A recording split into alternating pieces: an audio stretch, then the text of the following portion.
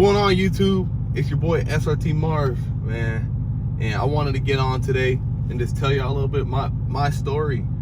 You guys know me for some card content, you know, some things that I dabble in, being in the military, and getting on here and just sharing things with you guys. But I don't want to be just surface level. I want to get a little bit more in depth, tell you guys about myself. I want to do more story times with y'all and just have a community. I think there's a lot of value to learn off of YouTube, a lot of value that I can offer, and a lot of things that I can expand upon and give you that can help you in whatever you want to do, whether it's getting the content yourself with cars, explore your interests, look into the military, gain or garner some type of motivation from what I can come on here and speak to you guys about, and go back and forth in the comments, or just create community and good vibes. There's a few things that I'm into. I'm obviously into cars. I'm into real estate, which some people don't know. And I'm into sports. Like, I love football. Like, football is my thing. So let's get into it, man. My story. So where'd it all start, man? From South Florida, pretty much born and raised around Fort Lauderdale, Broward County. You can pretty much say Deerfield Beach is where I grew up, and then moved to Coconut Creek when I was a little bit older, and then attended school from there. Played football all throughout my years. Played at Monarch High School. You guys probably don't know what that is, even if you're from Broward, because it was a newer school at the time. And then I played my position, went and tried to get recruited, went up into a Division II school in Oklahoma called Oklahoma Panhandle State. You know, played ball there for a little bit, but it didn't work out. As you know, these Division II, NAIA, D3 schools, some crazy conditions, man. And that's gonna probably be a separate story time. You know how I went D2. And it just became a situation that wasn't super advantageous for me. So I went and transferred back home, attended Florida Atlantic University. I worked, did some internships. I wanted to be an FBI agent. I wanted to do federal police work. Wanted to get into maybe even local police departments, helping the community, doing things as far as just being a federal agent and apprehending suspects, maybe as a U.S. Marshal, or, you know, tracking down drug runners, like in Narcos, the show on Netflix, man. I watched that whole show throughout college, and then from there I graduated, and I had not a lot of, you know, direction after that, because my internship, they didn't work out. I went, I took some, you know, tests for those internships, and I didn't pass through the process to, you know, go to those internships. And the ones that are still hanging in the balance, I was still working with. However, another opportunity came up, and that was the U.S. military. So I was working some jobs. I was doing, you know, phone sales just in between, because that limbo between college and getting like your first real job, that is the least talked about struggle that we have in life. Like, you don't have no direction, you don't know what you're gonna do. It's so uncertain. You still living with your parents. There's so much going on, you're seeing on social media, so much pressure, and you might be in those shoes right now. And that's why I started this channel, you know, to help people, like, give people motivation. But you might really not know what to do. Like, things are going on, there's a lot of influence, there's drugs, you know, there's people who are your friends, they're not doing the right things, and they want you to really stay down with them. They don't want you to elevate, they don't want you to go up, they don't want you to be in a better situation. But it's up to you to take that on, right? And I can, you know, go into more videos on like those specific instances and how I really like overcame those, you know. But back to my story. So graduated, you know, I'm in that limbo phase, and U.S. military opportunity came up. I went to a bank to get another application notarized to go work for the federal marshals. So going through the application process, and the bank teller, he was like, man, I was a Hibachi pilot in the Army, and that's the best thing I ever did. You keep coming in here to get this stuff notarized, and you never once brought me the U.S. military. Have you thought about it? I was like, no. Like, I don't have a military community down here. Like, this is really urban city, and I never really ran into like military guys. And he told me, like, man, at the very least, to do the reserves, even if you get picked up for the U.S. Marshals or the DEA or any of that, do this on the side, because my healthcare benefits are paid for. I make a lot of money. I have retirement. I have disability. Just name all these things that even sound real. Then you start talking about like basic housing allowance and basic sustenance allowance and the things that the military provide for you to just meet the basics.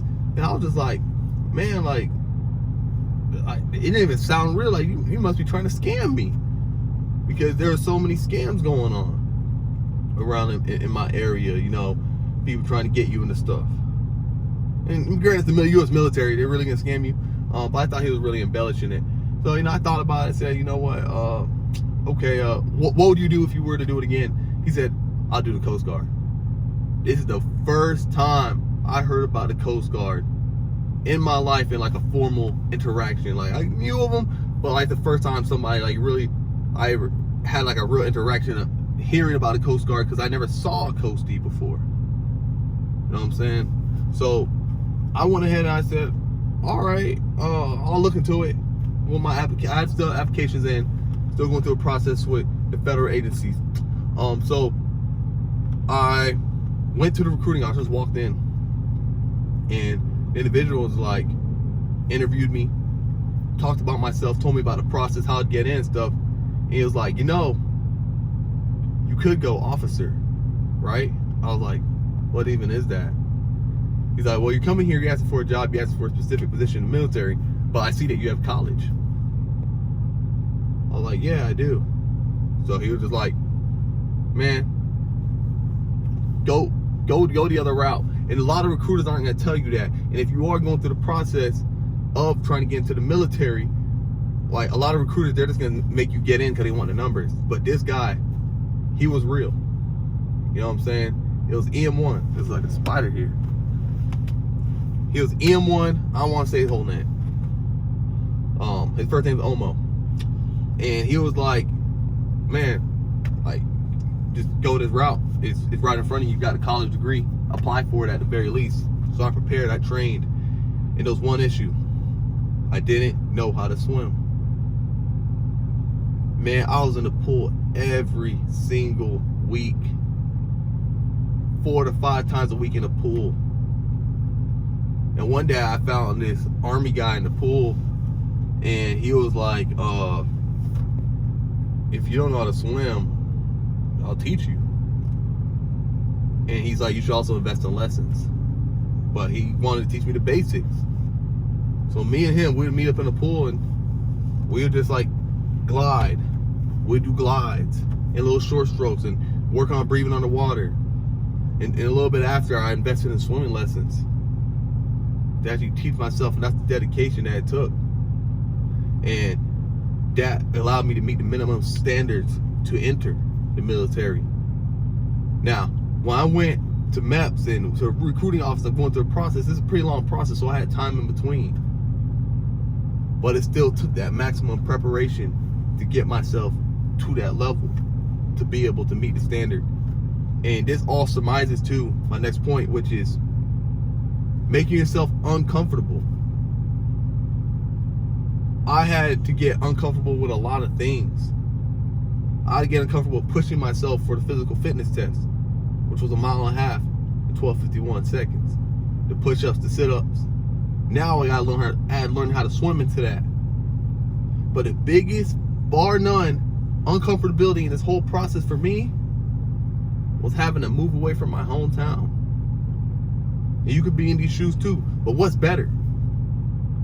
Staying in your city, remaining the same with the same guys, same people, living with your mom, or having a new opportunity horizon to learn, to grow, to get better, and to be independent.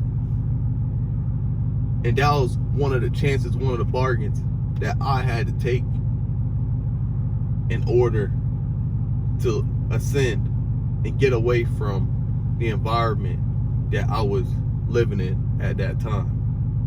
I was living with my parents. I was hanging, wasn't a bad kid, but some of my friends that weren't doing like the best things. I was just very complacent with my life, and that really, what I realized, those things were holding me back. And even my friends around me, like, your friends around you, they're gonna want you to stay right with them in that same zone, but you gotta have the maturity and the grind to want to get away and just go elevate, man. Go do it your way. And that's what I did. So I got to boot camp. I need a boot camp story, man. The boot camp was crazy.